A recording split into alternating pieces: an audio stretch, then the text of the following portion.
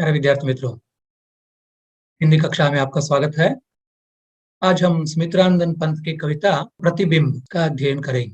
मैंने पहले ही आपको सूचित कर रखा था कि आज काव्य पाठ करेंगे। आधुनिक हिंदी साहित्य के संदर्भ में सुमित्रानंदन पंत एक महत्वपूर्ण कवि, बहुत ही प्रसिद्ध लोकप्रिय कवि रहे। पंत की कविताएं आज भी तो पढ़ी जाती है। सुमित्रानंदन पंत छायावादी युग के अत्यंत प्रसिद्ध कवि रहे हैं। उनकी एक कविता आपके पाठ्यक्रम में संकलित है। इसका शीर्षक है प्रतिबिंब। सुमित्रानंदन पंत का चित्र तस्वीर आप यहाँ देख सकते हैं। उनका जन्म हुआ था 20 मई सन 1900 ईस्वी में, तथा सन 1900 ईस्वी के साथ ही हिंदी में आधुनिक युग का आरंभ होता है। और उससे पहले का जो साहित्य हम पढ़ते हैं तो सभी तो मध्यकालीन साहित्य है। लगभग 14वीं 15वीं शताब्दी में कबीर को हम देखते हैं, तो उसके बाद 16वीं 17वीं के समय तुलसीदास को देखते हैं, और फिर 18वीं में बिहारी, रहीम आदि अनेक कवि देखे जाते हैं। मध्य युग के बाद आधुनिक युग की शुरुआत होती है सन 1900 के बराबर, तो उससे पहले ही आधुनिक युग की शुरुआत होती है अंग्रेजों के आने के बाद। और अंग्रेजों ने यहाँ राज किया और वो अपनी संस्कृति, अपनी सभ्यता, अपनी भाषा, अपना साहित्य ये सब लेकर यहाँ आए, और यहाँ अंग्रेजी शिक्षा का आरंभ भी हुआ। और उसके बाद तो यहाँ अंग्रेजों का प्रभाव और बढ़ता गया। अंग्रेजी सभ्यता, अंग्रेजी संस्कृति, अंग्रेजी शिक्षा, तो इन सब का प्रभाव भारत पर बहुत ही गाढ़े रूप में पड़ता गया। और उसी समय लगभग 1900 के दौरान हम ये देखते हैं कि सुमित्रानंदन पंत का जन्म होता है। और उनकी वेशभूषा से, उनके कोट से, उनकी हेयर स्टाइल से, तो ये सब आपको विदित हो जाएगा कि वो भी तो अंग्रेजी में पढ़े लिखे थे। अंग्रेजी शिक्षा प्राप्त करके उन्होंने हिंदी में लेखन कार्य किया था। 20 मई सन 1900 में उनका जन्म हुआ था कौसानी में, उत्तर पश्चिमी प्रांत। तब तो यूनाइटेड प्रोविंस कहते थे उसे, उत्तर पश्चिमी प्रांत ब्रिटानी भारत अर्थात ब्रिटिश इंडिया। और उनकी मृत्यु हुई 28 दिसंबर सन 1977 को इलाहाबाद में। और ये हिंदी के अत्यंत प्रसिद्ध कवि लेखक रहे हैं, छायावाद काल के कवि रहे हैं। छायावाद एक काव्यांदोलन के रूप में उभरा था, और छायावादी वर्ग में 4 प्रधान कवियों को हम देखते हैं। सर्वप्रथम जयशंकर प्रसाद हैं, और फिर सुमित्रानंदन पंत हैं, और फिर सूर्यकांत त्रिपाठी निराला हैं, और श्रीमती महादेवी वर्मा है। ये 4 महाकवि छायावाद के प्रधान स्तंभ माने जाते हैं। और इनके साथ और भी बहुत सारे कवि लिख रहे थे। यहाँ सुमित्रानंदन पंत एक महत्वपूर्ण कवि रहे हैं उस समय के। सन 1961 में उन्हें पद्म भूषण का सम्मान प्राप्त हुआ, और सन 1968 में उन्हें अत्यंत प्रसिद्ध ज्ञानपीठ पुरस्कार मिला। ये उनका बहुत ही संक्षिप्त परिचय है। सुमित्रानंदन पंत हिंदी साहित्य के बहुत प्रसिद्ध कवि रहे हैं। छायावादी युग के 4 प्रमुख स्तंभों में से एक माने जाते हैं। झरनों के संबंध में, बर्फ के संबंध में, पुष्पों के संबंध में, लताओं के संबंध में, अर्थात प्रकृति के ये सभी अत्यंत सुंदर उपादान जो हैं उनके संबंध में उनकी वाणी खिल गई। भ्रमर गुंजन, उषा किरण, शीतल पवन, तारों की चुनरी ओढ़े गगन से उतरती संध्या, ये सब तो सहज रूप से काव्य का उपादान बने। निसर्ग अथवा प्रकृति के उपादानों का प्रतीक अथवा बिंब का प्रयोग, तो इनके काव्य की विशेषताएं। उनका व्यक्तित्व भी अत्यंत आकर्षण का केंद्र बिंदु था। उनकी तस्वीर आप देख सकते हैं, बहुत ही सुंदर गौरवर्ण, सुंदर सौम्य मुखाकृति इनकी रही। लंबे घुंघराले बाल, सुगठित शारीरिक सौष्ठव था इनका। तो इन सब के कारण व्यक्तित्व की दृष्टि से भी अत्यंत आकर्षक थे। उनका काव्य भी उतना ही आकर्षक है। उनका बहुत ही प्रसिद्ध काव्य संकलन है चिदम्बरा। उसमें युगवाणी से लेकर वाणी तक उनकी सभी कविताएं, तो उन सभी कविताओं के जो जितने सारे संकलन इससे पहले ही प्रकाशित हुए थे, तो उन सबको इस एक संकलन में संग्रहित किया गया। और बाद में सन 1968 में उन्हें भारतीय ज्ञानपीठ पुरस्कार प्राप्त हुआ इसी काव्य संकलन चिदम्बरा के लिए। 1960 में कला और बूढ़ा चांद काव्य संग्रह के लिए साहित्य अकादमी पुरस्कार भी उन्हें प्राप्त हुआ। और सन 1961 में पद्म भूषण की उपाधि मिली। सन 1964 में विशाल महाकाव्य लोकायतन का प्रकाशन हुआ। कालांतर में उनके अनेक काव्य संग्रह प्रकाशित हुए और जीवन पर्यंत लिख रहे थे। अविवाहित पंत जी के अंतस्थल में, उनके अंदर नारी और प्रकृति के प्रति आजीवन सौंदर्य परक भावना रही। तो ये उनकी विचारधारा है, उनकी दृष्टि है। और उनकी मृत्यु 28 दिसंबर 1977 को होगी। उनकी साहित्यिक यात्रा के 3 प्रमुख पड़ाव हम देख सकते हैं। वाणी तथा पल्लव में संकलित उनके छोटे गीत विराट व्यापक सौंदर्य तथा पवित्रता से साक्षात्कार कराते हैं। युगांत की रचनाओं के लेखन तक वे प्रगतिशील विचारधारा से जुड़े प्रतीत होते हैं। युगांत से ग्राम्या तक उनकी काव्य यात्रा प्रगतिवाद की निश्चित व प्रखर स्वरों की घोषणा करती है, अर्थात इनकी विचारधारा निश्चित नहीं रही। छायावादी कवि के रूप में तो प्रसिद्धि में आए और उसके बाद जैसे ही प्रगतिशील लेखन का आरंभ हुआ तब उसके साथ भी वो जुड़ गए और धीरे धीरे ये भी मंद होता गया। उसके बाद जो नया काव्य आया और उससे भी वो जुड़े रहे।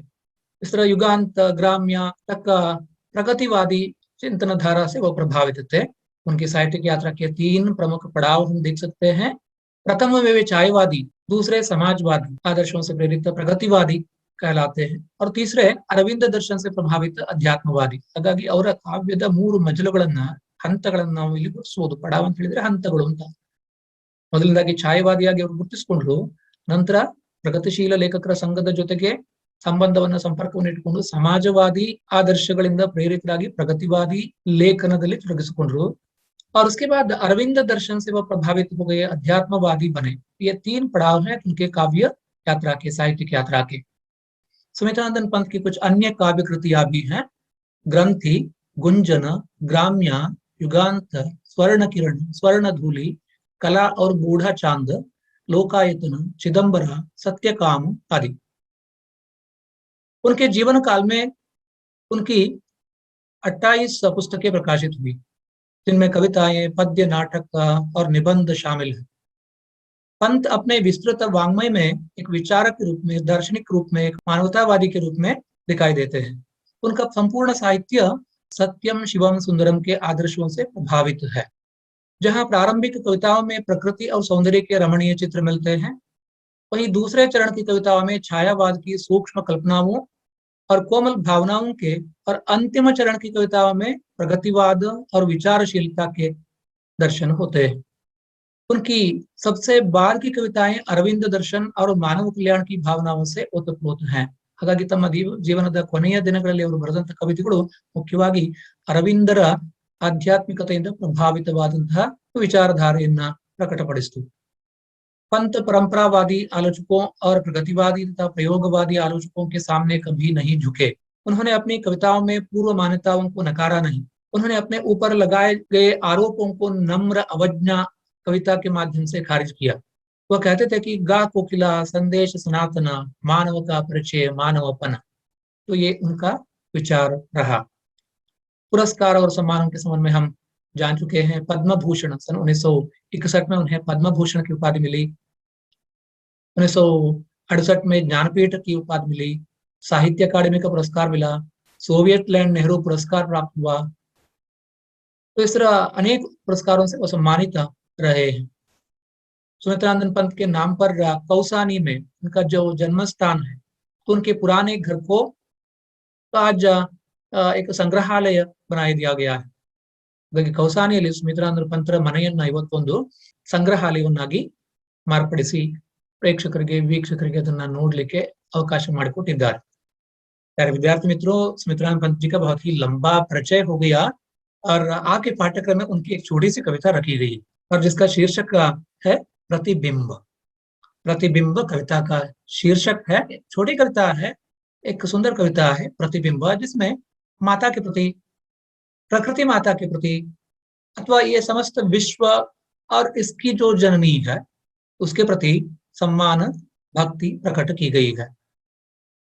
छायावाद काव्य अपने आप में एक विशिष्ट अलग ढंग का काव्य है और जिसमें प्रकृति प्रेम अत्यंत महत्वपूर्ण है। प्रकृति के प्रति स्नेह, मनुष्यता के प्रति सम्मान भाव, धर्म, दर्शन, अध्यात्म, तो इन सब का विशेष महत्व है। तो प्रसाद की कविता में, पंत की कविता में, निराला की कविता में, तो महादेव वर्मा की कविता में हम ये सभी तथ्य देखते हैं। यहाँ पर इनकी कविता में भी ये सभी चीजें हैं, सभी बातें हैं। धर्म का अर्थ है मानव धर्म। यहाँ पंत जी मानव धर्म के समर्थक थे। और फिर अध्यात्म तो सबके लिए लागू होता है, तो सबके लिए वो एक ही है। उसके साथ साथ आधुनिकता, आधुनिक विचारों का समन्वय भी वह करते हैं। तो अंग्रेजी में उन्होंने शिक्षा प्राप्त की थी, लेकिन भारतीय संस्कृति, भारतीय सभ्यता, भारतीय चिंतन, अध्यात्म, दर्शन, तो इन सब के प्रति उनका विशेष मोह, आकर्षण रहा है। तो तभी तो पंत की कविताओं में भी ये सभी बातें हमें मिलती हैं। तो आपके पाठ्यक्रम में यहाँ एक जो कविता रखी गई है जिसका शीर्षक है प्रतिबिंब।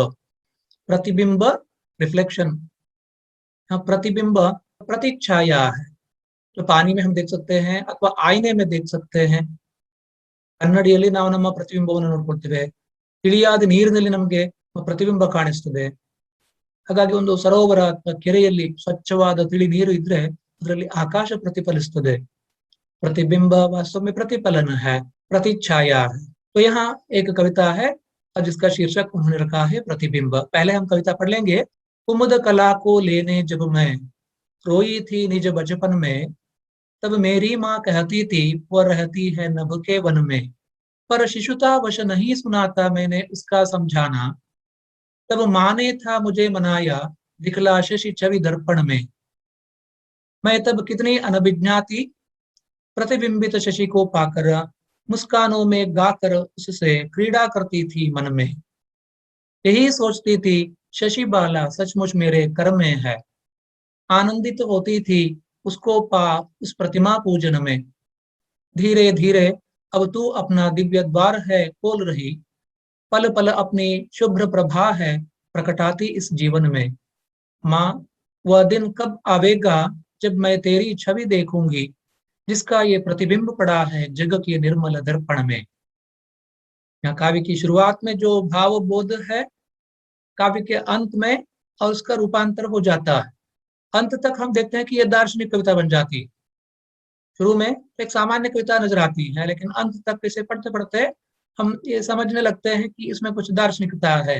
अपने बचपन के उन सभी विचारों का अथवा भावों का वह वर्णन करते हैं।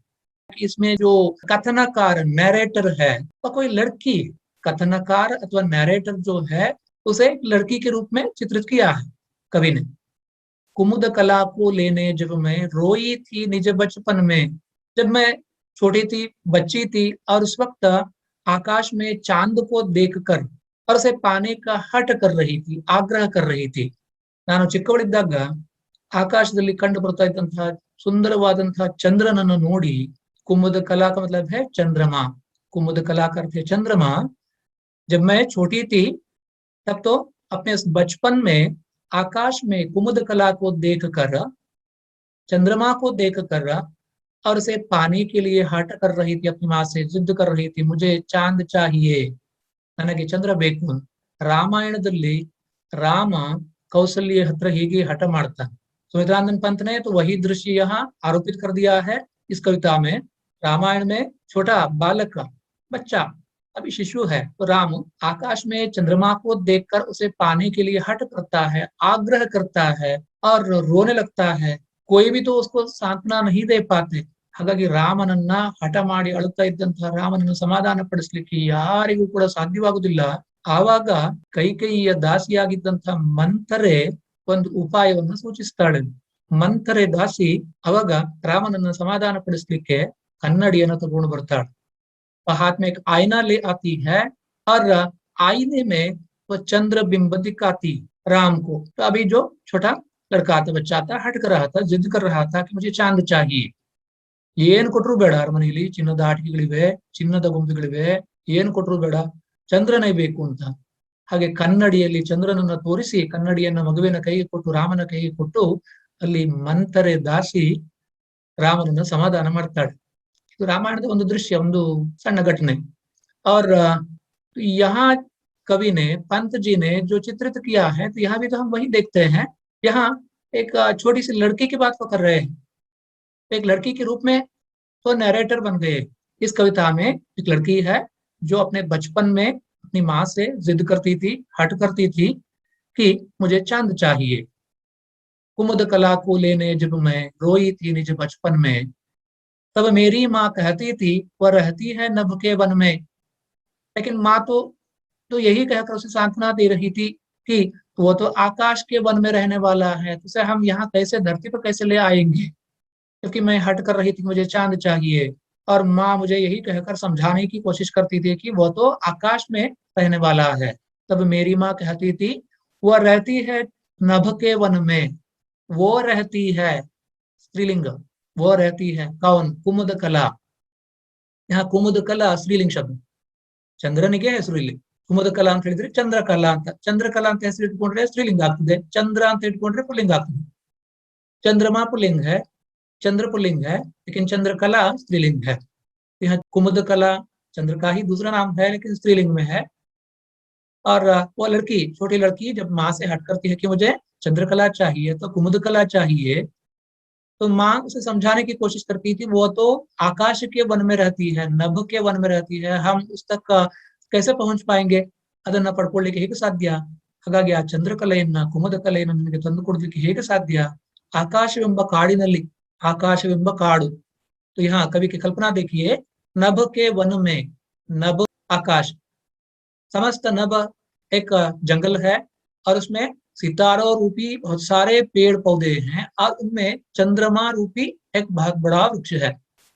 ಹಾಗಾಗಿ ಆಕಾಶವೆಂಬ ಕಾಡಿನಲ್ಲಿ ಈ ಕುಮುದ ಕಲೆ ಅನ್ನುವಂಥ ಒಂದು ದೊಡ್ಡ वृक्ष धरती के लोगों के लिए तो बहुत ही सुंदर दिखाई देता है। चंद्रमा से सभी आकर्षित होते हैं। और इसलिए यहाँ बचपन में, इस कविता में जो लड़की, जो नरेटर है, कथनकार बनी हुई है, तो वो कहती है कि अपने बचपन में मैं माँ से हट करती थी कि मुझे चांद चाहिए, चंद्रमा चाहिए। और तो माँ मुझे सांत्वना देने की कोशिश करती थी, समझाने की कोशिश करती थी कि वह नभ के वन में रहती है, हम उसे कैसे यहाँ धरती पर ले आ सकते हैं। ಹಾಗಾಗಿ ಆಕಾಶದಲ್ಲಿರುವಂತಹ ಚಂದ್ರನನ್ನು ನಾನು ನಿನಗೆ ಹೇಗೆ ತಂದು ಕೊಡ್ಲಿಕ್ಕೆ ಸಾಧ್ಯ ಅಂತ ಹೇಳಿ ತಾಯಿ ಸಮಾಧಾನ ಮಾಡ್ಲಿಕ್ಕೆ ಪ್ರಯತ್ನಿಸ್ತಾ ಇದ್ಲು. ಆದ್ರೆ आवाग ನನಗೆ ಇದೆಲ್ಲ ಅರ್ಥವೇ ಆಗ್ತಿರ್ಲಿಲ್ಲ। कविता की लड़की यहाँ यही कह रही है कि जब मैं छोटी थी, बचपन में बुद्धि का विकास नहीं हुआ होता और इसलिए तो इस तरह का आग्रह प्रकट करना स्वाभाविक है। तो मैं भी तो अपनी माँ से हट कर रही थी कि मुझे चांद चाहिए, और माँ मुझे समझाने की कोशिश कर रही थी कि आकाश के वन में चांद रहता है, तो उसे हम धरती पर कैसे लाए। तो लड़की अपने बचपन का स्मरण करती है और कहती है कि मैंने माँ से हट किया था, आग्रह किया था कि मुझे कुमुद कला चाहिए, मुझे चंद्रमा चाहिए। और माँ ने मुझे समझाने की बहुत कोशिश की थी। और माँ कह रही थी कि वो रहती है नभ के वन में। नभ आकाश, वन जंगल, आकाश रूपी जंगल में वो वास करती है और वहां तक का हम मनुष्यों की पहुंच नहीं है। आकाश एक वन के समान है जहां बहुत सारे सितारे दिखाई पड़ते हैं और इन सितारों के बीच में एकमात्र चंद्रमा वहां अलग सुशोभित होता है और जिसको देखकर हमारे मन में बड़ा आनंद होता है। तो बच्चे के मन में ये इच्छा होती है कि मुझे चंद्रमा को अपने हाथ में लेना चाहिए। चंद्रमा को वो खिलौना समझता है बच्चा तो बच्ची। और यहाँ जो लड़की इस कविता में कथनकार है, नरेटर है, तो वो अपने बचपन के दिनों का स्मरण करती है और कहती है कि जब मैं छोटी बच्ची थी और उस वक्त मैंने माँ से हट किया था, आग्रह किया था कि मुझे चांद चाहिए, और माँ ने मुझे समझाया था कि वो चांद यूं ही किसी को मिलने वाला नहीं है, वो तो आकाश रूपी जंगल में रहता है और उस तक हमारी पहुंच नहीं है, हम वहां पहुंच नहीं पाएंगे। ಆಕಾಶವೆಂಬ ಕಾಡಿನಲ್ಲಿರುವಂತಹ ಆ ಚಂದ್ರನನ್ನು ತಂದು ಕೊಡ್ಲಿಕ್ಕೆ ಯಾರಿಗೂ ಸಾಧ್ಯ ಇಲ್ಲ ಈ ಜಗತ್ತಿನಲ್ಲಿ। ತಾಯಿ ನನಗೆ ಸಮಾಧಾನ ಮಾಡ್ತಾ ಇದ್ಲು, ತಿಳಿ ಹೇಳ್ತಾ ಇದ್ಲು, ಆದ್ರೆ ಮಗುವಾಗಿ ನನಗೆ ಅವಾಗ ಅರ್ಥ ಆಗ್ತಿರ್ಲಿಲ್ಲ। पर शिशुतावश नहीं सुना था मैंने उसका समझाना, वो माँ ने था मुझे बनाया दिखला शशि छवि दर्पण में। पर शिशुतावश नहीं सुना था मैंने उसका समझाना। लेकिन मैं बच्ची थी तो बड़ों की तरह मैं सोच नहीं सकती थी उस वक्त। तो बच्चे ऐसे ही होते हैं, हमेशा हट करते हैं, जिद करते हैं अपनी माँ से, तो परिवार में, घर में उनको जो चाहिए। अर्थात कुछ बच्चे ऐसे जिद्दी बच्चे होते हैं, हठी बच्चे होते हैं, तो उनको समझाना बहुत मुश्किल होता है। लेकिन जिद्दी बच्चे अच्छे लगते हैं। बच्चे हट करते हैं, जिद करते हैं, नटखटी करते हैं, शैतानी करते हैं, बड़ों को बड़ा आनंद आता है बच्चों की इस नटखटी में। तभी तो कृष्ण सबके चाहते थे, तो बहुत ही नटखट थे। तो यहाँ इस कविता में एक लड़की है जो अपने बचपन का स्मरण कर रही है और कहती है कि जब मैं छोटी बच्ची थी और उस वक्त मैंने आकाश में चांद को देखकर बहुत ही आकर्षित हो गई थी और माँ से हठ किया था कि मुझे चांद चाहिए। माँ ने बहुत समझाने की कोशिश की, लेकिन मैं समझ नहीं पा रही थी क्योंकि मैं छोटी बच्ची थी, मुझ में विवेक नहीं था, बुद्धि नहीं थी। शिशुतावश, शिशुता मतलब है बचपना। बचपन में अपने बचपने स्वभाव के कारण तो मुझे माँ का ये समझाना समझ में नहीं आ रहा था। पर शिशुतावश नहीं सुना था मैंने उसका समझाना, माँ का समझाना मैंने नहीं सुना था। बच्चे किसी की बात नहीं सुनते, अर्थात वो तो जब हट करने लगते हैं तो किसी की बात नहीं मानते, किसी की बात नहीं सुनते। तो मैं भी तो छोटी बच्ची थी, आग्रह कर रही थी, हट कर रही थी। माँ मुझे समझाने की कोशिश कर रही थी कि अरे बच्ची, तो मार्केट में कोई खिलौना मिल जाए तो मैं तुम्हें दिला दूंगी, लेकिन ये आकाश का चांद तो मिलने वाला नहीं है। फिर भी तो मैं माँ की बात मानने को तैयार नहीं थी, हट पकड़ी थी। तो पर शिशुतावश नहीं सुना था मैंने उसका समझाना। तब माँ ने था मुझे मनाया, दिखला शशि छवि दर्पण में। आखिरकार माँ ने एक उपाय ढूंढ निकाला मुझे समझाने के लिए, तो मेरा हट दूर करने के लिए। शशि छवि, शशि छवि का मतलब है चंद्रमा का सौंदर्य, चंद्रमा का बिंब। चंद्रमा के सौंदर्य को अथवा उस चंद्र बिंब को दर्पण में दिखलाया। दर्पण का मतलब है आईना, आरसी, कन्नड़ी। कन्नಡಿಯಲ್ಲಿ चंद्रನನ್ನ ತೋರಿಸಿ समाधान ಮಾಡಿದ್ರು। आईने में चंद्र का बिंब दिखाकर उसने मुझे मनाया।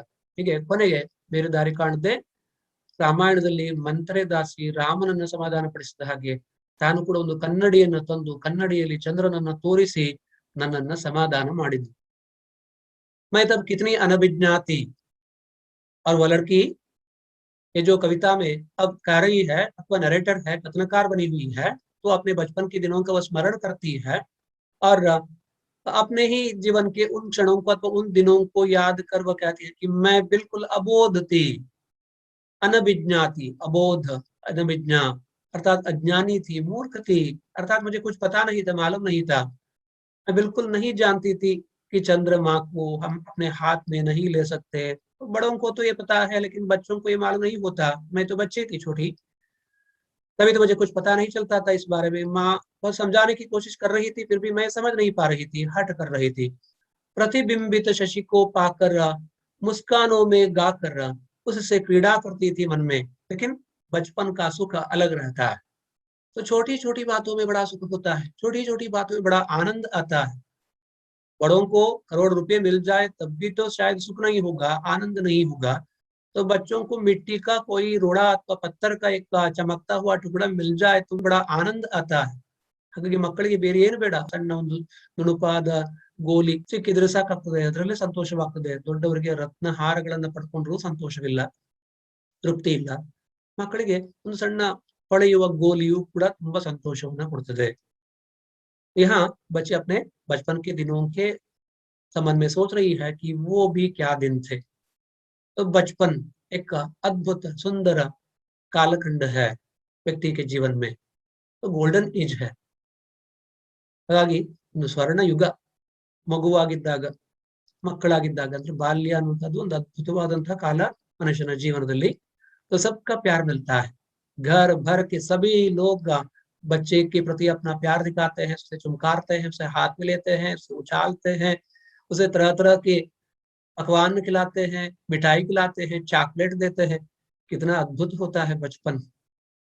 बीत जाने के बाद तो केवल स्मृतियां रह जाती हैं, यादें रह जाती। ಹಾಗಾಗಿ ಬಾಲ್ಯ ಅನ್ನುವಂಥದ್ದು ಕಳೆದು ಹೋದ ಮೇಲೆ ನಮಗೆ ಅರ್ಥವಾಗುವಂಥದ್ದು ಅದು ನಿಜವಾಗಿಯೂ ಒಂದು ಸ್ವರ್ಣ ಯುಗ, ಅದೊಂದು गोल्डन एज। यहाँ इस कविता में जो लड़की अपने बचपन के दिनों का स्मरण कर रही है और एक घटना का वो उल्लेख करती है और कहती है कि मैं भी हट कर रही थी राम की ही तरह अपनी माँ से कि मुझे चांद चाहिए। और माँ ने मुझे समझाने की बहुत कोशिश की, हार गई। आखिरकार उसको भी वही उपाय सूझा, जबकि रामायण में मंथरा दासी ने उपाय निकाला था राम को समझाने के लिए, राम को सांत्वना देने के लिए। मेरी माँ ने दर्पण में, आईने में शशि छवि शशि बिंब दिखाकर, चंद्रमा का सौंदर्य दिखाकर मुझे मनाया था। और उस वक्त मैं बहुत ही खुश हो गई थी, मुझे चांद मिल गया। ನನಗೆ ಚಂದ್ರ ಸಿಕ್ಕಿಬಿಟ್ಟ ಅಂತ ಒಂದು ಖುಷಿಯಲ್ಲಿ ಸಂತೋಷದಲ್ಲಿ ನಾನು ಕುಣಿದಾಡಿದ್ದೆ. ಕೈಯಲ್ಲಿ ಕನ್ನಡಿಯನ್ನು ಹಿಡ್ಕೊಂಡು ಅದರಲ್ಲಿ ಚಂದ್ರನ ನೋಡ್ತಾ ತುಂಬಾ ಸಂತೋಷ ಪಟ್ಟಿದ್ದೆ. ಈಗ ನನಗೆ ಅರ್ಥ ಆಗ್ತದೆ, ಯಾವಾಗ ನನಗೆ ಏನು ಗೊತ್ತಿರಲಿಲ್ಲ ಅಂತ. मैं तब कितनी अनभिज्ञा थी, अज्ञानी थी। प्रतिबिंबित शशि को पाकर, आईने में दर्पण में चंद्रमा को प्रतिबिंब के रूप में देखकर मैंने अपने मन में सोच लिया था, उस वक्त मुझे चांद मिल गया। तो प्रतिबिंबित शशि को पाकर मैं बहुत ही खुश थी, मुस्कुरा रही थी, उछल रही थी, कूद रही थी, मुस्कानों में गा रही थी, नाच रही थी, उससे क्रीड़ा करती थी मन में। तो चंद्रमा को अपने गले से लगा लेती थी। चंद्रमा को क्या, ಆರಸಿಕ್ಕು ಅಥವಾ ದರ್ಪಣಕ್ಕೂ अपने गले लगाती। ಚಂದ್ರ ಸಿಕ್ಕಿದ ಅಂತ ಹೇಳಿ ಕನ್ನಡಿಯನ್ನೇ ಎದೆಗೆ ಹಚ್ಚಿಕೊಂಡು ಮುದ್ದಾಡ್ತಾ ಇದ್ದೆ. ಚಂದ್ರ ಸಿಕ್ಕಿಬಿಟ್ಟ ನನ್ಗೆ, ನನ್ನ ಮುದ್ದು ಚಂದ್ರ। मुस्कुराती हुई, गाती हुई, नाचती हुई, आईने में प्रतिबिंबित उस चंद्रमा से मैं क्रीड़ा करती थी, खेलती थी, क्रीड़ा करती थी मन ही मन, मन में। तो मेरे मन में वह चांद है, मेरे मन में चंद्रमा का वो सौंदर्य छपा हुआ है।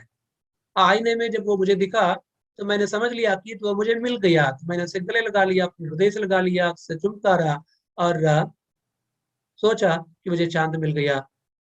तो बचपन में हम जो भी करते हैं मूर्खतावश वह सब करते हैं।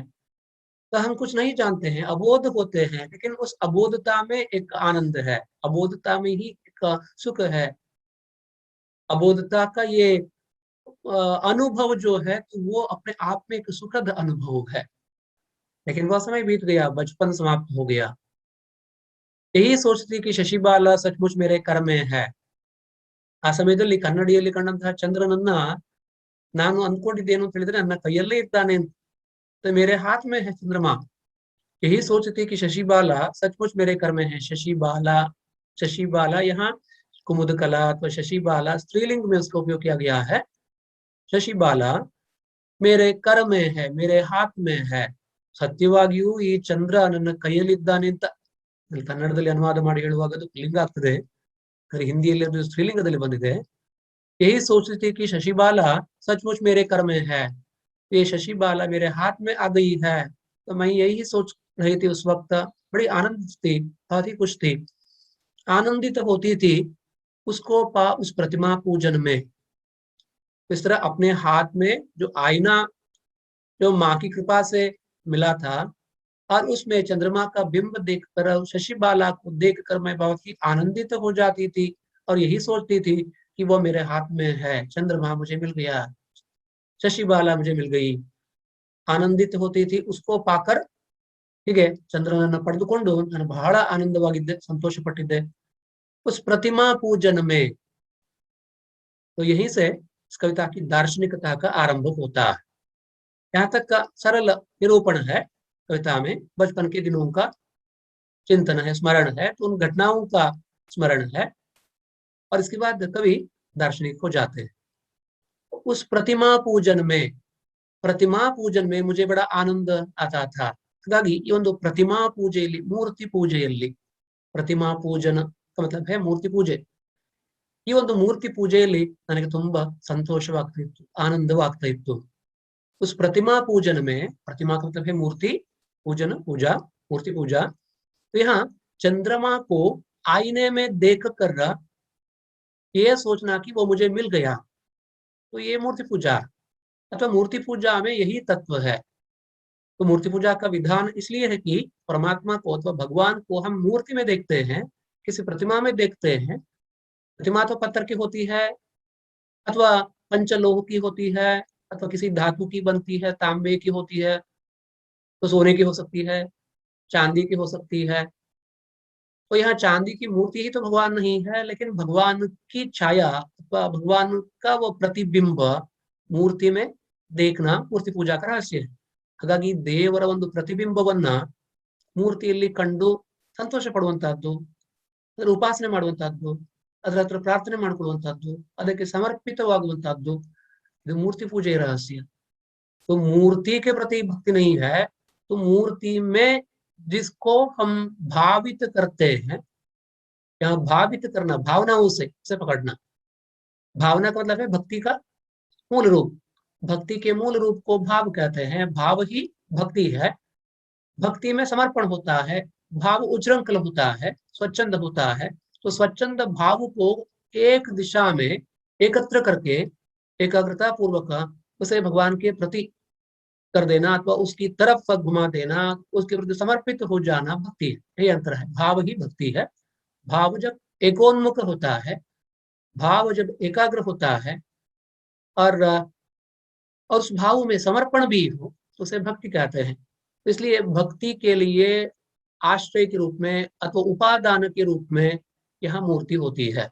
ಹಾಗಾಗಿ ಮೂರ್ತಿ ಅಂತ ಹೇಳುವಂತದ್ದು ಒಂದು ಮಾಧ್ಯಮ ಅಷ್ಟೇ. ಆ ಮೂರ್ತಿಯ ಮುಖಾಂತರ ಅಲ್ಲಿ ಯಾವುದು ಆ ಅದ್ಭುತ ಪರಮಾತ್ಮ ತತ್ವವನ್ನ ಮನಸ್ಸಿನಲ್ಲಿ ಭಾವಿಸುವಂತಹದ್ದು, ಅದನ್ನ ಆವಾಹಿಸಿಕೊಳ್ಳುವಂತಹದ್ದು ಮೂರ್ತಿಯಲ್ಲಿ, ಅದರ ಜೊತೆಗೆ ಮಾತನಾಡುವಂತಹದ್ದು, ಅದಕ್ಕೆ ತನ್ನ ಎಲ್ಲವನ್ನು ಸಮರ್ಪಿಸುವಂತಹದ್ದು ಈ ಮೂರ್ತಿ ಪೂಜೆಯ ರಹಸ್ಯ. तो उस प्रतिमा पूजन में मुझे बड़ा आनंद आता था। चंद्रमा को आईने में देख कर मैं यही सोच रही थी कि मुझे चंद्रमा मिल गया। इसे झूठ नहीं कह सकते, ಇದನ್ನ ಸುಳ್ಳು ಅಂತ ಹೇಳಲಿಕ್ಕೆ ಸಾಧ್ಯ ಇಲ್ಲ.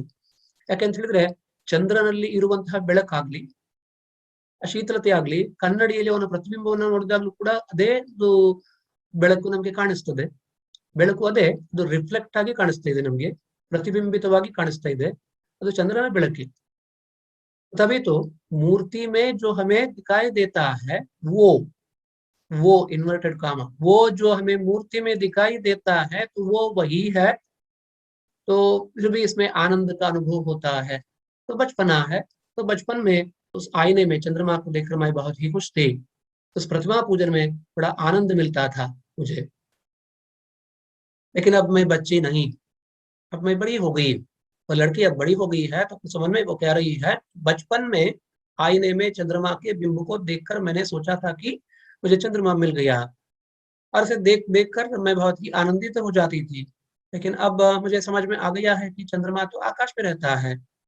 मूर्ति में जिसका आवाहन करते हैं, मूर्ति में जिस भगवान को हम देखते हैं तो उसके प्रति अपना सर्वस्व समर्पित करते हैं, आरती धूप दीप नैवेद्य वगैरह चढ़ाते हैं।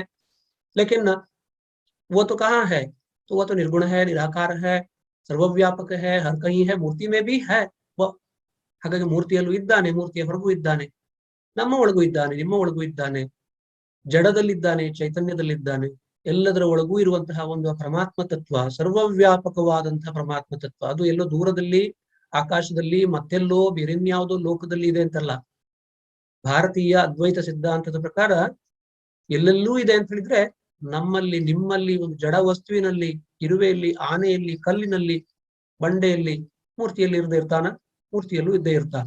ನಾವಲ್ಲಿ ಹೆಚ್ಚಾಗಿ ಭಾವಿಸ್ತೇವೆ ಅಷ್ಟೇ. ಭಾವನೆಯೇ ಅಲ್ಲಿ ಬಹಳ ಪ್ರಧಾನವಾಗ್ತದೆ. ಭಾವನೆ ಇಲ್ಲದಿದ್ರೆ ಫೋಟೋಗ್ರಾಫಿಗೆ ಯಾವುದೇ ಬೆಲೆ ಇಲ್ಲ. ನಮ್ಮ ತಂದೆಯ ಅಥವಾ ತಾಯಿಯ, ನಮ್ಮ ಪ್ರೀತಿಯ ಜನರ ಒಂದು ಫೋಟೋವನ್ನು ನಾವು ಇಟ್ಕೊಂಡು ಆ ಫೋಟೋದ ಬಗ್ಗೆ ನಮಗೆ ಭಾವನೆ ಇದೆ ಅಂತಾದ್ರೆ ಅದೇ ಭಕ್ತಿ. ಹಾಗೆ ಆ ಫೋಟೋವನ್ನು ಯಾರಾದ್ರೂ ಏನಾದ್ರೂ ಕೆಡಿಸಿದ್ರೆ, ಹಾಳು ಮಾಡಿದ್ರೆ ನಮಗೆ ಸಿಟ್ಟು ಬರ್ತದೆ. ಯಾಕೆ ಸಿಟ್ಟು ಬರ್ಬೇಕು? ಫೋಟೋದಲ್ಲಿರುವಂತಹ ವ್ಯಕ್ತಿ ಅಲ್ಲ, ಅದು ಬರೀ ಫೋಟೋ ಅಷ್ಟೇ ಅಂತ ಹೇಳಲಿಕ್ಕೆ ಆಗ್ತದ? भावने प्रधान। तो भावना के रूप में हम उसी का चिंतन करते हैं, उसी का स्मरण करते हैं, तो उसी के प्रति अपनी भक्ति दिखाते हैं। तो ये प्रतिमा पूजन का रहस्य है। फिर भी तो ये हमारे यहाँ से बचपना ही कहा गया है। तो मूर्ति पूजा एक निम्न स्तर की उपासना पद्धति है, लेकिन इसका तिरस्कार नहीं किया जाता। तो जिनको इसकी आवश्यकता है, जिनको इसकी अनिवार्यता है, वो इसे अपनाए। लेकिन इसके ऊपरी स्तर का भी एक विधान है। ಹಾಗಾಗಿ ಇದು ಒಂದು ಕೆಳಗಿನ ಹಂತದ್ದು, ಸಾಮಾನ್ಯ ಜನರಿಗೆ ಅನಿವಾರ್ಯವಾಗಿ ಬೇಕಾಗುವಂತಹದ್ದು. ಅದನ್ನು ಬಿಟ್ಟರೆ ಮತ್ತೆ ಬೇರೆ ರೀತಿಯಲ್ಲಿ ಅವರಿಗೆ ಯೋಚನೆ ಮಾಡ್ಲಿಕ್ಕೆ ಆಗುದಿಲ್ಲ ಅಂತ. दूसरा स्तर है तो बौद्धिक स्तर है। मनसस्तु परा बुद्धि, भगवद गीता में कृष्ण का ये कथन है, मनसस्तु परा बुद्धि। बुद्धि मन से भी परे है। मन में तो भावना होती है और बुद्धि में चिंतन होता है, ज्ञान होता है, ज्ञान सर्वोपरि होता है, क्या सही है, क्या सही नहीं है, और वस्तु का वो स्वरूप क्या है। तो इसको समझने की जो प्रक्रिया है, बौद्धिक प्रक्रिया, वैचारिक प्रक्रिया, तो तर्कपूर्ण प्रक्रिया है। और व्यक्ति जब बढ़ जाता है, बड़ा हो जाता है, तो उसमें बुद्धि बढ़ती है, और बुद्धि के साथ साथ वह तर्क करने लगता है, तो संसार का विश्लेषण करता है, उसे समझने की कोशिश करता है, उसके असली रूप को, तो मूल को पहचानने की कोशिश करता है। और यहीं से दर्शन शास्त्र की शुरुआत होती. ಫಿಲಾಸಫಿ ಅನ್ನುವಂಥದ್ದು ಅದರ ನಂತರ ಪ್ರಾರಂಭವಾಗ್ತದೆ. ಹಾಗಾಗಿ ಭಕ್ತಿ ಅನ್ನುವಂಥದ್ದು ಒಂದು ಮೂಲ ಹಂತ. ಅದು ಇಲ್ಲದಿದ್ರೆ ಆಗುದಿಲ್ಲ, ಅದು ಬೇಕು. ಆದ್ರೆ ಅದಕ್ಕಿಂತ ಇನ್ನೊಂದು ಸ್ವಲ್ಪ ಮೇಲ್ಮಟ್ಟದ್ದು ಅಂತ ಹೇಳಿದ್ರೆ ಬೌದ್ಧಿಕತೆ, ಜ್ಞಾನ ಅಂತ ಹೇಳಿ. ಹಾಗಾಗಿ ಭಕ್ತಿಯ ನಂತರದ್ದು ಜ್ಞಾನ. ಯಾವುದು ಶ್ರೇಷ್ಠ ಅಂತ ಕೇಳಿದ್ರೆ ಎರಡೂ ಕೂಡ ಶ್ರೇಷ್ಠವೇ. ಜ್ಞಾನದಲ್ಲಿ ವಿವೇಕ ಇದೆ, ಭಕ್ತಿಯಲ್ಲಿ ಪ್ರೀತಿ ಇದೆ. ಪ್ರೀತಿ ಬೇಡವಾ? ಹಾಗಿದ್ರೆ ಪ್ರೀತಿ ಬೇಕು, ಅದನ್ನು ಬಿಡ್ಲಿಕ್ಕಿಲ್ಲ. ಅದನ್ನು ಬಿಟ್ರೆ ಅರ್ಥವೇ ಉಳಿಯುವುದಿಲ್ಲ. ಹಾಗಾದ್ರೆ ಜ್ಞಾನ ಬೇಡುವ, ತಿಳುವಳಿಕೆ ಬೇಡುವ? ಅದು ಬೇಕು, ಎರಡೂ ಬೇಕು. ಹಾಗೆ ಯಾವ್ದು ಬೇಕು? ಭಕ್ತಿಯೂ ಬೇಕು, ಜ್ಞಾನವೂ ಬೇಕು. ಎರಡು ಒಟ್ಟಿಗೆ ಇರುವುದು ಬಹಳ ಕಷ್ಟ. एक तरफ भक्ति है, दूसरी तरफ ज्ञान है, दोनों एक साथ रह नहीं सकते. तो यही तो हमारा द्वंद्व है, लेकिन रह सकते. हनुमान जी भक्त थे, हनुमान बड़े विवेकी थे, बड़े ज्ञानी थे, बड़े कर्मी भी थे. तो उनमें ये सब गुण हम देख सकते हैं. तो कभी यहाँ अगली पंक्तियों में कह रहे हैं, तो वो लड़की के रूप में, यहाँ नरेटर के रूप में कवि का ये कथन है. धीरे धीरे अब तू अपना दिव्य द्वार है खोल रही, पल पल अपनी शुभ्र प्रभा है प्रकटाती इस जीवन में. माँ के प्रति यहाँ कवि का ये कथन है, लड़की का कथन है. माँ, मैं तो चंद्रमा को आईने में पाकर बहुत ही आनंदित हुआ करती थी बचपन में, लेकिन अब मुझे पता चल गया कि चंद्रमा तो आकाश में रहता है और उस तक हमारी पहुंच नहीं है, हमारे हाथ उस तक नहीं पहुंच पाते, और उसे देखने का, केवल देखने का ही कार्य हम कर सकते हैं, दूर से देखने का कार्य कर सकते हैं. धीरे धीरे अब तू अपना दिव्य द्वार है खोल रही. माँ के प्रति यहाँ वो लड़की गा रही है, ಧೀರೆ ಧೀರೆ अब तू अपना दिव्य द्वार है खोल रही. ನೀನು ನಿಧಾನವಾಗಿ ನಿನ್ನ ಒಂದು ಅದ್ಭುತವಾದ ಲೋಕದ ದಿವ್ಯ ದ್ವಾರಗಳನ್ನ ಕರೀತಾ ಇದ್ದೀಯಾ. ಈಗ ನನಗೆ ಅದರಲ್ಲಿ ಪ್ರವೇಶ ಸಿಗ್ತಾ ಇದೆ. ಅಂದ್ರೆ ನಾನಿನ್ನು ಕೂಡ ಎಂಟ್ರಿಯೇ ಆಗಿಲ್ಲ ಈ ಒಂದು ಅಧ್ಯಾತ್ಮ ಲೋಕದಲ್ಲಿ, ಅಧ್ಯಾತ್ಮ ಶಾಸ್ತ್ರದ ಒಳಗೆ ಪ್ರವೇಶವನ್ನೇ ಮಾಡಲಿ, ಈಗಷ್ಟು ಪ್ರವೇಶವನ್ನು ಪಡ್ಕೊಳ್ತೇನೆ. Entry ticket. तो ये एंट्रेंस है, तो एंट्रेंस पास किया है मैंने, बस डिग्री अभी प्राप्त करनी है बाकी. धीरे धीरे अब तू अपना दिव्य द्वार है खोल रही. तू अपना दिव्य द्वार खोल रही है धीरे धीरे, अर्थात धीरे धीरे मुझे पता चलने लगा है कि ये जो दिखाई देता है कि यही नहीं, इसके पीछे कुछ अलग चीज है, अलग तत्व है जो इन सबको नियंत्रित करता है. तो इन सब के अंदर भी है, इन सब के बाहर भी है. तो एक ऐसा तत्व तो जिसके बारे में हम नहीं के बराबर जानते हैं, ಅದರ ಬಗ್ಗೆ ನಮಗೆ ಏನೂ ಗೊತ್ತಿಲ್ಲ ಅಂತದ್ದು ಏನೋ ಒಂದು ಇದೆ ಈ ವಿಶ್ವದಲ್ಲಿ. वो दिव्य द्वार, उसका द्वार अभी तो खुल रहा है, ನಾವಿನ್ನು ಬಾಗಿಲಿನಲ್ಲಿ ನಿಂತ್ಕೊಂಡಿದ್ದೇವೆ, ಒಳಗೆ ಹೋಗಿ ನೋಡಿಯೇ ಇಲ್ಲ, ಅದರ ಪ್ರವೇಶವನ್ನೇ ಪಡೆದಿಲ್ಲ. लेकिन अब हमारी बुद्धि विकसित हो गई है, हमारा विवेक जागृत हो गया है, और वहां जाने का वो रास्ता मिल गया है, वो द्वार खुलने लगा है. तो अंदर जाकर देखना है, उसे प्रत्यक्ष करना है और आत्मसात करना है. ये तो आत्यंतिक गति है, और जब साधना पूर्ण होगी तभी तो यह संभव है. पल पल अपनी शुभ्र प्रभा है प्रकटाती इस जीवन में. लेकिन न उस अज्ञात निर्गुण निराकार परम तत्व परम चैतन्य जो सबको अपने नियंत्रण में रखता है, हम सभी उसके अधीन है और वही हम सबको परिचालित करता है. कभी कभी वो अपने आप को किसी रूप में, आकार में प्रकट करता है, क्योंकि हम बिना रूप अथवा आकार के उसको पहचान नहीं पाते हैं. ಹಾಗಾಗಿ ರೂಪ ಆಕಾರಗಳಿಲ್ಲದೆ ನಾವು ಅದನ್ನ ಗುರುತಿಸ್ಲಿಕ್ಕೆ ಸಾಧ್ಯವಾಗುವುದಿಲ್ಲ. ಯಾಕೆಂದ್ರೆ ನಮ್ಗೆ ಇರುವಂತಹ ಈ ಇಂದ್ರಿಯಗಳ ಮೂಲಕವೇ ನಮ್ಗೇನಾದ್ರೂ ಅರ್ಥ ಆಗ್ಬೇಕು. ಹಾಗಾಗಿ ನಮಗೆ ಅರ್ಥ ಮಾಡಿಸ್ಲಿಕ್ಕೆ ಪ್ರೀತಿಯಿಂದ, ಕರುಣೆಯಿಂದ ಅದು ರೂಪಗಳನ್ನ, ಆಕಾರಗಳನ್ನ ತಳೆದು ಬರ್ತದೆ, ಅವತಾರ ತಾಳ್ತದೆ. ಹಾಗಾಗಿ ತನ್ನ ಪ್ರೀತಿಯನ್ನ ವ್ಯಕ್ತಪಡಿಸ್ಲಿಕ್ಕೆ ಅಥವಾ ಅದರ ಬಗ್ಗೆ ಯಾರಿಗೆ ಪ್ರೀತಿ ಇದೆಯೋ ಅದರಿಂದ ಸಂಚಾಲಿತವಾಗಿ ಆ ಒಂದು ಪರಮತತ್ವ ಅದು ರೂಪ ಆಕಾರಗಳನ್ನು ಪಡೆದು ಅವತಾರ ಎತ್ತುತ್ತದೆ ಭೂಮಿಯ ಮೇಲೆ. ಹಾಗೆ ಆಗಾಗ ಅದು ಎಲ್ಲೆಲ್ಲೋ ಪ್ರಕಟವಾಗ್ತದೆ, ಯಾವ್ಯಾವುದೋ ರೂಪದಲ್ಲಿ, ಯಾವುದೋ ಕಾಲದಲ್ಲಿ, ಎಲ್ಲೆಲ್ಲೋ, ಅಥವಾ ನಾವೆಲ್ಲವೂ ಕೂಡ ಅದರದ್ದೇ ಅಭಿವ್ಯಕ್ತಿಗಳೇ ಆಗಿದ್ದೇವೆ. तो पल पल अपनी शुभ्र प्रभा है, तो प्रति क्षण अपनी शुभ्र प्रभा से, अपने अत्यंत मधुमय प्रकाश से, शुभ्र प्रभा से, प्रकाश से इस जीवन को वो आलोकित करती है. इस जीवन में कभी प्रकट हो जाती है वो शक्ति, अथवा वो यहाँ शशिबाला अथवा चंद्रमा के अर्थ में जो कहा गया है, तो वो इसी अर्थ में है कि वो परम शक्ति प्रकट हो जाती है इस जीवन में, अपनी शुभ्र प्रभा दिखाती है. माँ, वह दिन कब आवेगा जब मैं तेरी छवि देखूंगी. लेकिन आज तक का तुम्हें मैं देख नहीं पाया. ಇವತ್ತಿನವರೆಗೂ ಕೂಡ ನಾನು ನಿನ್ನನ್ನು ನೋಡ್ಲಿಕ್ಕೆ ಸಾಧ್ಯವಾಗಲಿಲ್ಲ, ದರ್ಶನ ಸಾಧ್ಯವಾಗಲಿಲ್ಲ. ಆ ದಿವಸ ಯಾವಾಗ ಬರ್ತದೆ, ನಿನ್ನನ್ನು ದರ್ಶನ ಮಾಡುವಂತಹ ದಿವಸ ಯಾವಾಗ ಬರ್ತದೆ? माँ, यहाँ माँ सामान्य माँ नहीं, तो जिसने जन्म दिया है तो वही नहीं, वो माँ है तो जिसने विश्व को सृजा है, विश्व को जन्म दिया है, वह विश्व जननी है. तो विश्व जननी, जगत जननी अथवा माता, तो वो परम शक्ति है. और उसके पीछे पिता है. ಹಾಗಾಗಿ ತಾಯಿ ಎದುರಿಗೆ ಕಾಣಿಸುವಂತವಳು, ಅದರ ಹಿನ್ನೆಲೆಯಲ್ಲಿ ತಂದೆ, ಬ್ಯಾಕ್ಗ್ರೌಂಡ್ ನಲ್ಲಿ ಹಿನ್ನೆಲೆಯಲ್ಲಿ ತಂದೆ ಕಾಣಿಸುವುದೇ ಇಲ್ಲ ಯಾವತ್ತು.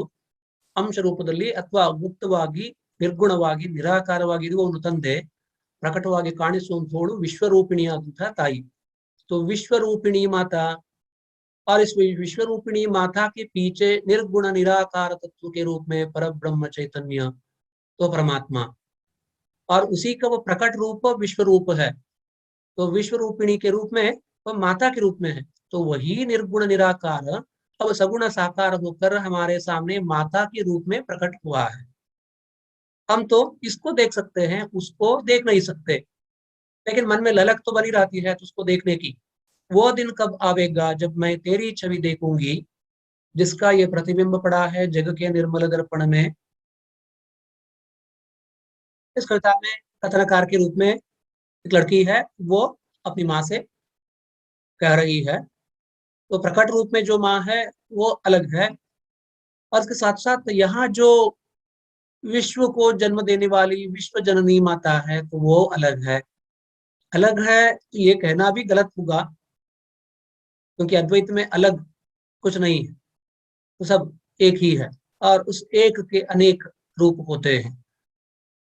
और यहाँ कवि उस अज्ञात निर्गुण निराकार तत्व के संबंध में अंतिम पंक्तियों में ये कह रहे हैं कि माँ, वह दिन कब आवेगा जब मैं तेरी छवि देखूंगी. तुम्हें देखने की इच्छा मन में है, लेकिन इन इंद्रियों से, इन आंखों से क्या मैं तुम्हें देख पाऊंगा? क्या हम अपनी इंद्रियों से उस अज्ञात निर्गुण निराकार सर्वव्यापक तत्व को क्या देख पाएंगे, अथवा इंद्रियों से उसे समझ पाएंगे? ये तो संभव नहीं है, लेकिन फिर भी तो मन में ललक बनी रहती है, इच्छा तो बनी रहती है.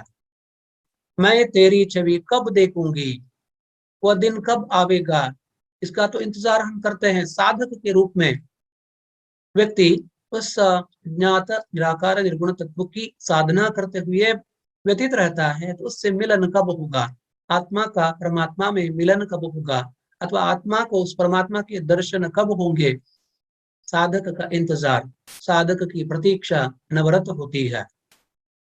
और वह देखता है कि ये जो है ये उसी का प्रतिबिंब है. ये जो संसार है, ये जो विश्व है, यहाँ जो कुछ बना है, ये सभी तो उसी का प्रतिबिंब है.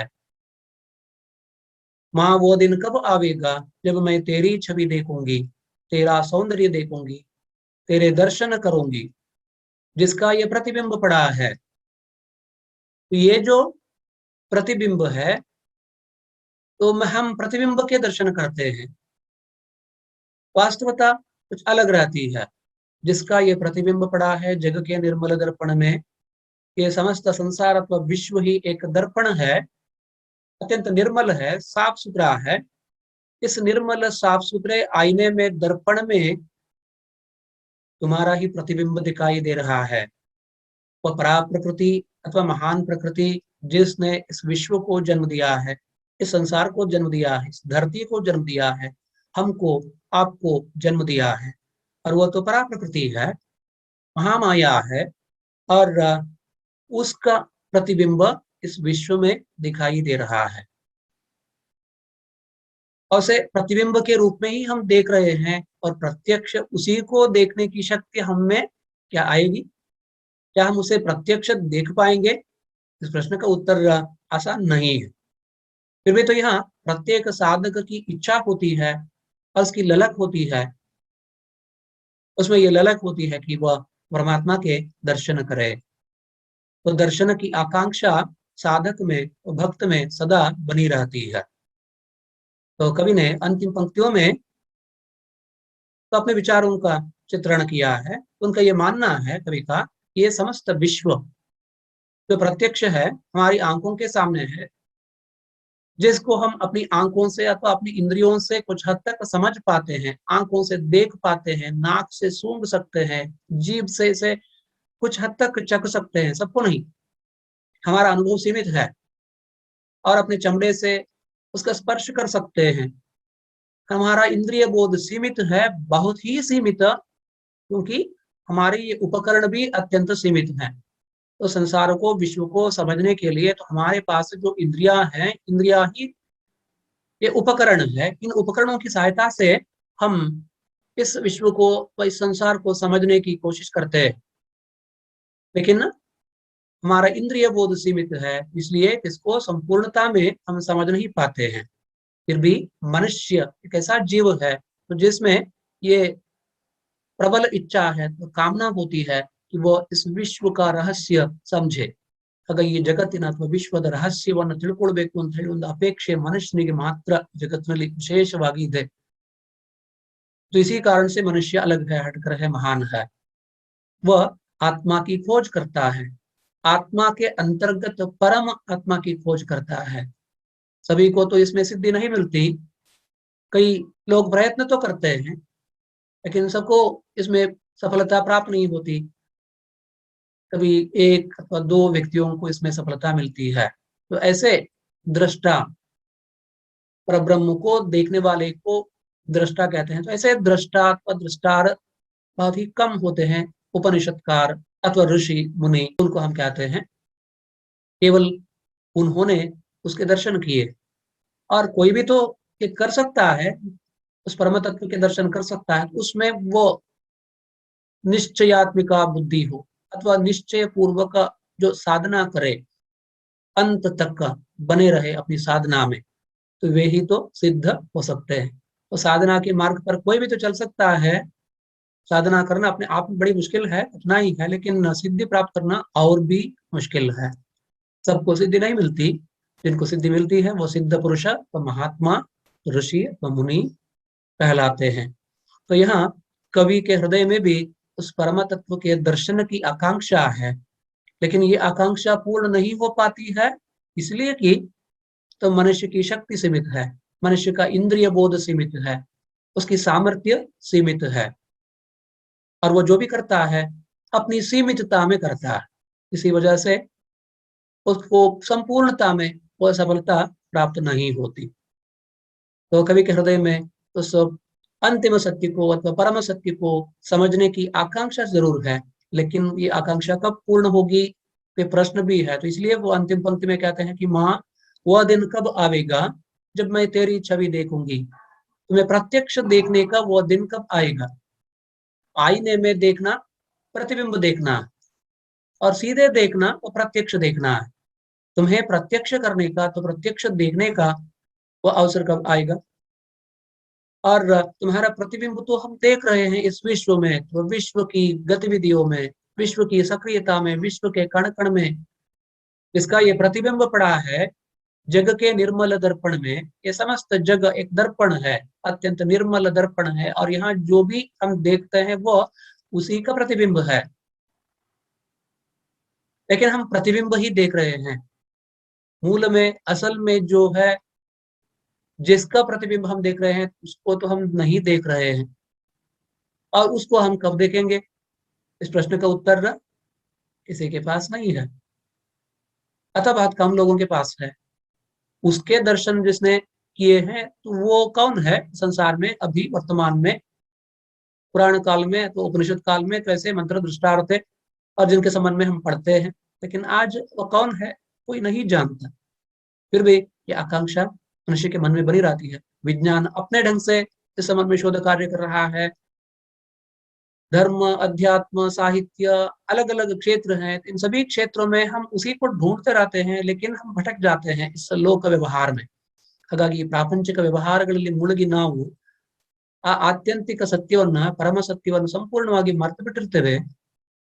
ಆದ್ರೆ ಯಾರಿಗೆ ಅದರ ಬಗ್ಗೆ ತಿಳ್ಕೊಳ್ಬೇಕು ಅಂತ ಹೇಳಿ ಆಸಕ್ತಿ ಉಂಟಾಗ್ತದೋ, ಅಪೇಕ್ಷೆ ಉಂಟಾಗ್ತದೋ ಅಂತವ್ರು ಮಾತ್ರ ಅದಕ್ಕೆ ಪ್ರಯತ್ನ ಪಡ್ತಾರೆ. ಪ್ರಯತ್ನ ಪಟ್ಟ ಸಾವಿರಾರು ಮಂದಿಯಲ್ಲಿ ಎಲ್ಲೋ ಒಬ್ಬರಿಗೆ ಮಾತ್ರ ಅದರಲ್ಲಿ सफलते ಅಥವಾ सिद्धि ದೊರಕ್ತದೆ। तो बाकी सभी इसी तरह प्रतीक्षित रह जाते हैं, इंतजार में पड़े रहते हैं। ये कविता एक ऐसी कविता है जिसमें आईने में प्रतिबिंब देखकर बच्ची के हृदय में चंद्रमा को प्राप्त करने की जो आकांक्षा पैदा हो जाती है और माँ उसे सांत्वना देती है कि देखो चंद्रमा तुम्हें मिल गया। लेकिन बड़े होने के बाद हमें ये स्पष्ट हो जाता है कि जिसको हम आईने में देखा था और वो तो उसका बिंब था, प्रतिबिंब था। वास्तव में उसे देखने के लिए हमें सिर ऊपर उठाना पड़ता है और उसे पाना तो संभव नहीं। ಹಾಗಾಗಿ ಆಕಾಶದಲ್ಲಿ ಕಾಣಿಸುವಂತ ಚಂದ್ರನನ್ನು ಬಹುಶಃ ನೋಡಬಹುದಷ್ಟೇ, ಕೈಯಲ್ಲಿ ಪಡೆದುಕೊಳ್ಳಿಕ್ಕೆ ಸಾಧ್ಯ ಇಲ್ಲದ್ದು ಅಂತ ಅರ್ಥವಾಗ್ತದೆ. ಇಲ್ಲಿ ಅಧ್ಯಾತ್ಮ ಶಾಸ್ತ್ರದಲ್ಲೂ ಕೂಡ ಹಾಗೆ ಯಾವ ಒಂದು ತತ್ವವನ್ನ, ಪರಮ ಸತ್ಯವನ್ನ ನಾವು ಗ್ರಹಿಸ್ಲಿಕ್ಕೆ, ಸಾಧನೆ ಮೂಲಕ ಗ್ರಹಿಸ್ಲಿಕ್ಕೆ ಸಾಧ್ಯವಾಗ್ತದೋ ಅದನ್ನು ನೋಡ್ಲಿಕ್ಕೆ ಸಾಧ್ಯ ಇಲ್ಲ. ಈ ಕಣ್ಣುಗಳಿಂದ ನೋಡ್ಲಿಕ್ಕೆ ಸಾಧ್ಯವಿಲ್ಲ. ಈ ಒಂದು ದೇಹದಿಂದ ಅದನ್ನು ಸ್ಪರ್ಶಿಸ್ಲಿಕ್ಕೆ ಸಾಧ್ಯ ಇಲ್ಲ. ಯಾಕೆಂತ ಹೇಳಿದ್ರೆ ಅದು ಸರ್ವವ್ಯಾಪಕವಾದಂತಹ ಅಚಿಂತ್ಯ.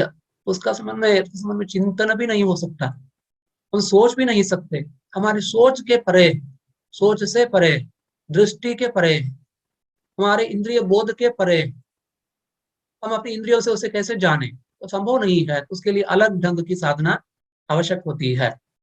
जब तक वो साधना हम नहीं जानते तब तक का तो उसका ज्ञान हमें कैसे हो सकता है, पूर्ण ज्ञान तो सामान्य व्यक्तियों के लिए संभव नहीं है। फिर भी तो मनुष्य की आकांक्षा बनी रहती है कि वह उसके दर्शन करे, उसे प्राप्त करे और उसमें मिल जाए तो ये आत्यंतिक कामना है। ಹಾಗಾಗಿ ಅದರಲ್ಲೇ ಸೇರಿ ಹೋಗಬೇಕು ಅನ್ನುವಂಥದ್ದು ಕೊನೆಯದು. ಹಾಗಾಗಿ ಮುಕ್ತಿ ಅಥವಾ ಮೋಕ್ಷ ಅಂತ ಕರೆಯುವಂತದ್ದೇನಿದೆ ಅದು ಆ ಪರಮಾತ್ಮನಲ್ಲಿ ನನ್ನನ್ನ ನಾನು ವಿಲೀನಗೊಳಿಸಿಕೊಳ್ಳುವಂತಹದ್ದು, ಸಂಪೂರ್ಣವಾಗಿ ನನ್ನ ಅಸ್ತಿತ್ವವನ್ನು ಕಳೆದುಕೊಂಡು ಅದರಲ್ಲೇ ಕರಗಿ ಹೋಗುವಂತಹದ್ದು आत्यंतिक महत्वाकांक्षी ಆಗಿರ್ತದೆ। तो प्रत्येक भक्त की, साधक की महत्वाकांक्षा यही रहती है कि मोक्ष प्राप्त करे। यहाँ मोक्ष का मतलब है सब कुछ त्याग देना, अपना ये अस्तित्व ही त्याग देना उसके लिए, और उसमें मिल जाना, उसमें लय हो जाना, विलय हो जाना। तो यही तो मोक्ष है, तो मुक्ति है। तो प्रत्येक साधक के हृदय में मुक्ति की महत्वाकांक्षा बनी रहती है और ये उसी की कृपा से मिल सकती है। हम सिर्फ इतना ही कह सकते हैं। ಹಾಗಾಗಿ ಮೋಕ್ಷ ಯಾರಿಗೆ ದೊರಕುತ್ತದೆ ಅಂತ ಹೇಳಿದ್ರೆ ನಾವು ಎಷ್ಟೇ ಗುದ್ದಾಡಿ ಹೊಡೆದಾಡಿದ್ರು ಕೂಡ ನಮ್ಗೆ ಅದು ಸಿಗ್ಲಿಕ್ಕಿಲ್ಲ.